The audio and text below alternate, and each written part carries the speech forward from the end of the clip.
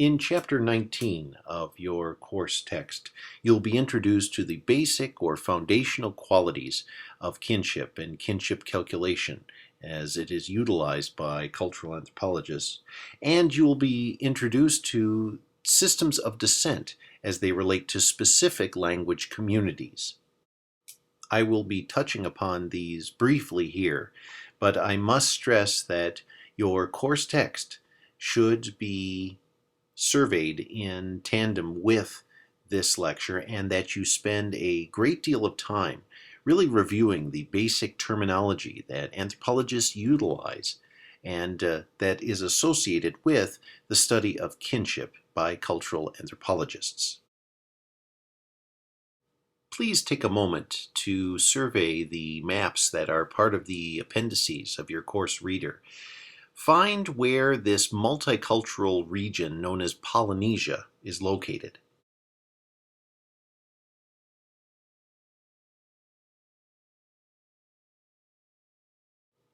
The importance of smaller portions of Polynesia cannot be emphasized enough when it comes to the work of and history of cultural anthropologists and their discipline. What is referred to as Micro-Polynesia, or the Polynesian Core Cultural Area, has been traditionally assigned or associated with the work of Bronislaw Malinowski and Margaret Mead. When anthropologists take a closer look at Polynesia, along with other regions such as Micronesia and Melanesia, it really provides them with important social structures in the study of global human social behavior. So many of the structures that are recognized in Polynesia and some of the associated island nations that surround it and the language communities that inhabit those nations really become foundational to what it means to be human.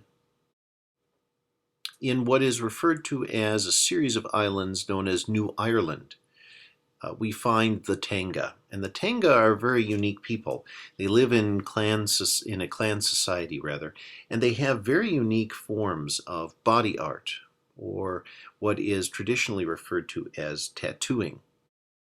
There are many rules which govern who may tattoo who, and what kinds of designs will be produced on the skin of the face, the skin of the upper arms, the skin of the upper torso. And we find this throughout Polynesia.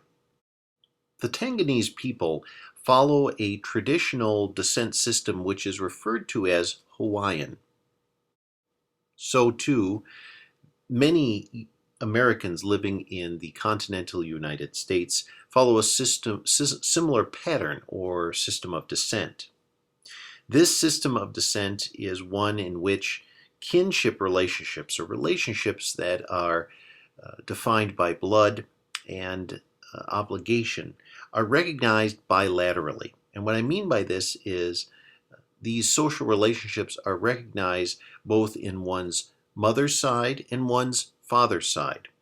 So as you calculate your family or your system of kinship, very often you will follow a descent system which has you recognize responsibilities to relatives on your mother's side and on your father's side. Though you may value these relationships a bit differently, you still recognize family as being bilateral, or a product of both your mother's blood and your father's blood. Well, the Tanganese people have a similar kin reckoning system. However, as they begin to value relatives in relation to tattooing and then also scarification as it relates to male, where you have these repeated cuts in the skin and the development of patterns that are scarified, they recognize the father's side of this bilateral descent system to have specific roles, or to be of an importance to this ritual, to this ceremony.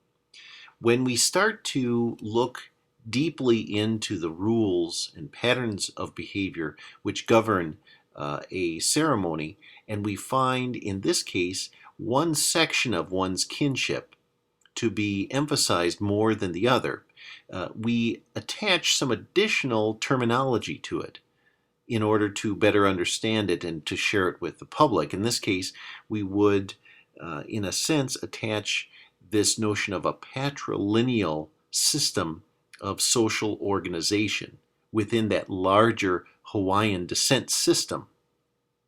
The patriline, the patrilineage, those individuals, those relatives who are bound together through the blood of men on one's father's side, in a sense, are involved in both tattooing and scarification among the Tanganese.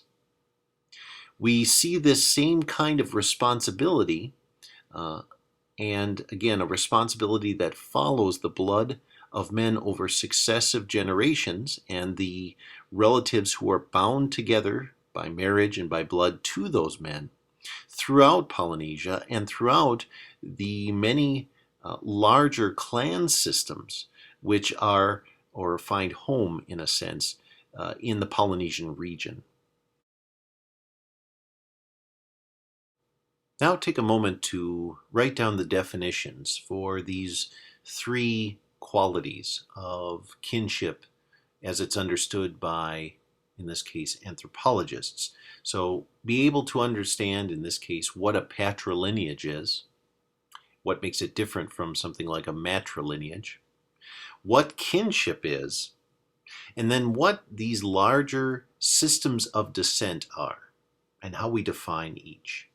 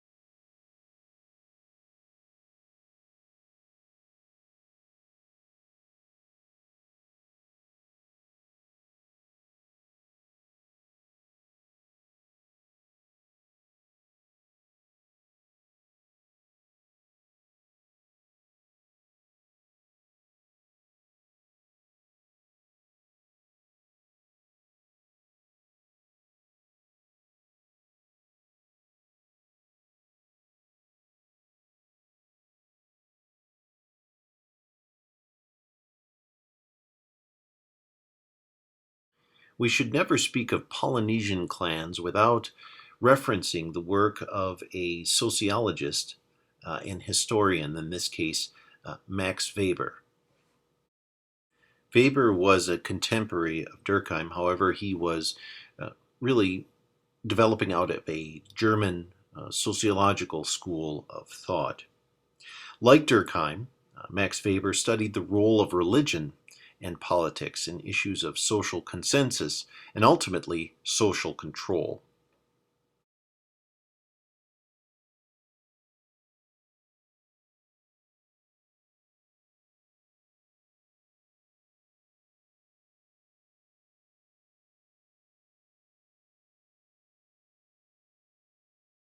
Let's take a closer look at Weber's own words. He writes, "Corporate domination is political. Its existence and the validity of its laws within a defined territorial area are guaranteed by an administration through the continuous application and threat of force." In a sense, he's describing a state. It's a compulsory political association with a continuous organization. He continues, social behavior, especially of a corporate group, now this would be the clan or any sort of large regional system of descent which organizes people into large communities and then sub-communities. Social behavior, again, especially of a corporate group, will be politically oriented if its purpose is to influence the leadership of the corporate political group, either towards the appropriation, allocation, or reallocation of governing powers. So again, it's similar to a snake eating its tail when Weber looks at power structures within these corporate communities and the rituals embedded within those communities that seem to glue them together. That the control, in a sense, is supported by the community. It's supported by their traditions, by their cultural history, and in a sense, it then, through a process of continuing historical change, reallocates that control. This is a very complex concept, but it is integral to how we understand the functionality of not only kinship and kinship patterns, but these larger regional systems of descent that are rooted in those kinship rules and behaviors. Let's use an ethnographic example to bring together all of these ideas. We'll take a look at a language community, the Tiwi, associated with two historic islands off of Australia's northwestern coast, Bathurst Island and Melville Island.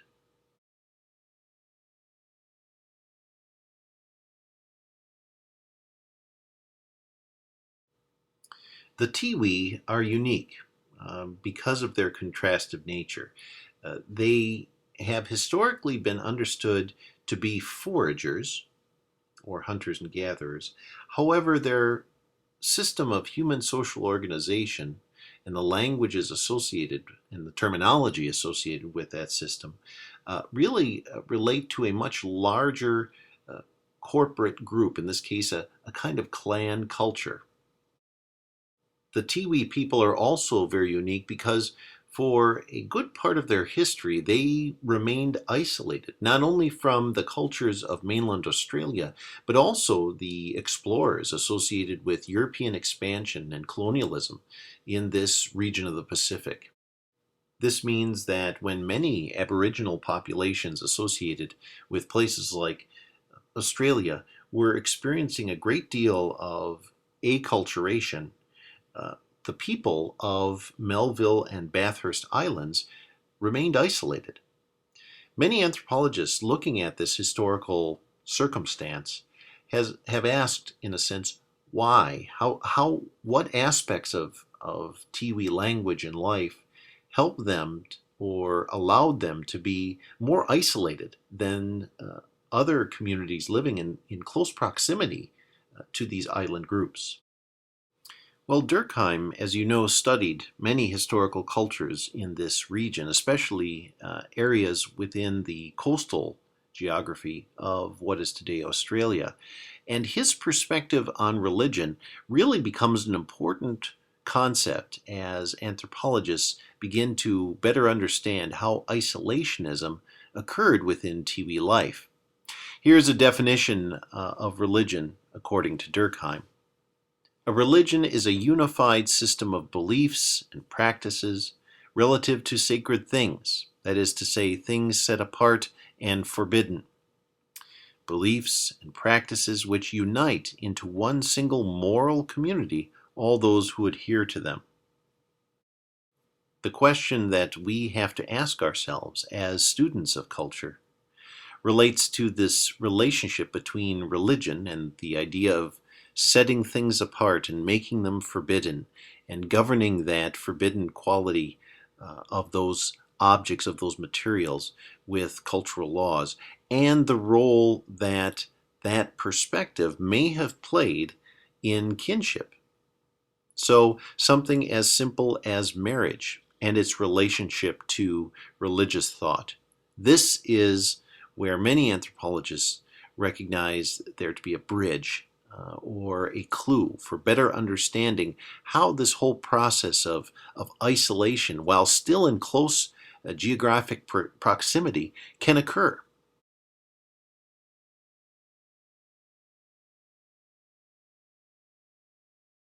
Timbembinumi, or an expression that is associated with Tiwian life and their cosmology, provides us with that bridge. The bridge, in this case, between a religious institutional perspective or a social institution like religion and kinship calculation and practices of betrothal and marriage, and how all of this, when taken together, provides the Tiwi people with the ability to remain in contact yet separate or isolated from practices in the outside world that they recognize to be damaging or threatening.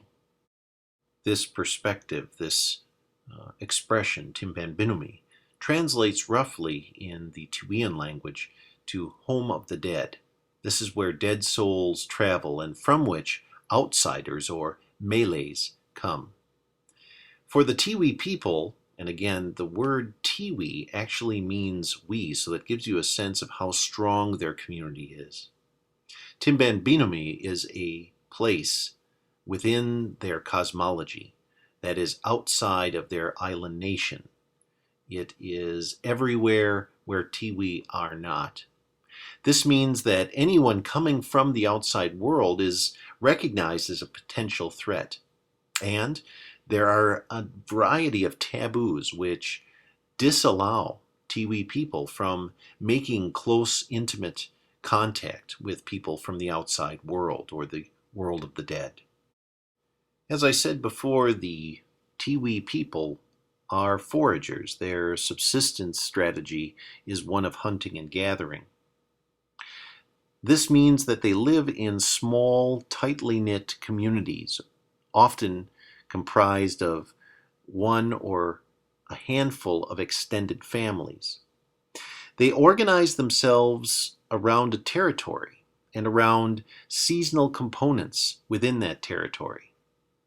Tiwi households are polygamous, meaning that they have marriage practices where one individual is married to multiple individuals of the opposite sex.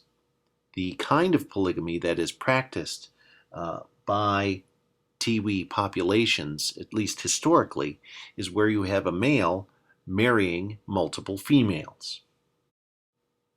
Women, upon reaching sexual maturity in traditional or historic Tiwi life, are required to be married. Now, there is a danger if they are not. According to historical Tiwi practices, spirits have the ability to impregnate unmarried women.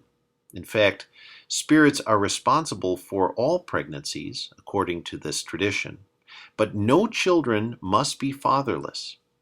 That is why a husband must always be present to take responsibility.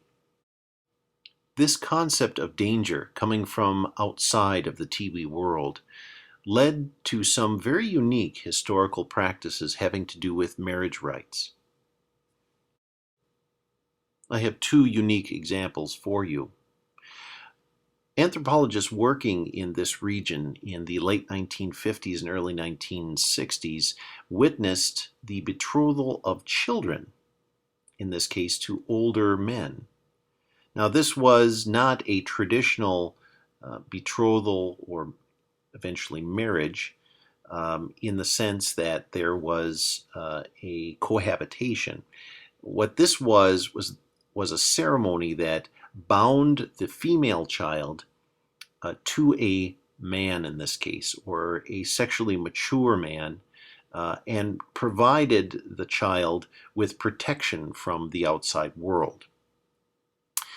In the same way, widows, female widows, would immediately marry at the graveside of their late husbands, again, to protect the woman in this case from the spirits outside of the Tiwi landscape. As you can imagine, and again, this is just one ceremony within a really vast culture and a very historical culture. As you can imagine, this created a significant amount of isolation between people who were part of this language community, the other indigenous language communities around them, and those language communities and cultures that were coming from Central Europe. This, many anthropologists believe, preserved Tiwi life. So it was a combination of factors that really explained the very late acculturation that occurred for the people who lived in these two island groups. When we step back and look at this as students of cultural anthropology, we realize that there are many different institutions and many different traditions that are involved in the process. So as students of anthropology, we recognize a wide variety of cultural institutions or social institutions and practices at work in explaining this unique history. We have kinship, we have systems of descent, and we have geographical or territorial units of how people are organized. Take a moment to jot down these three final definitions in your lecture notes. You will note that they really bring together many of the ideas that we've been discussing up to this point. We have the territorial or physical unit of the band. We have the very complex system of descent in the clan, and we have the more theoretical concept of control or social control in the corporate community. Please keep these three definitions in mind and the previous definitions having to do with kinship, descent systems, and the example of a patrilineage as you read chapter 19 of your course text.